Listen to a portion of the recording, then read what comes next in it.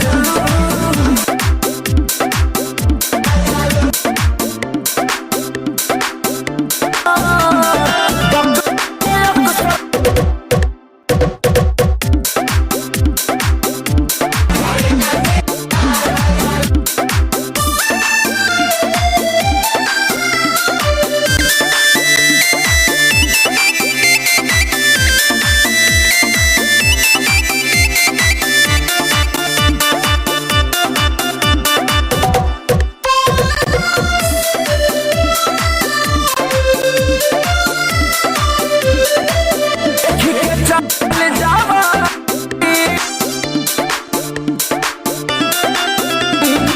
तोहरा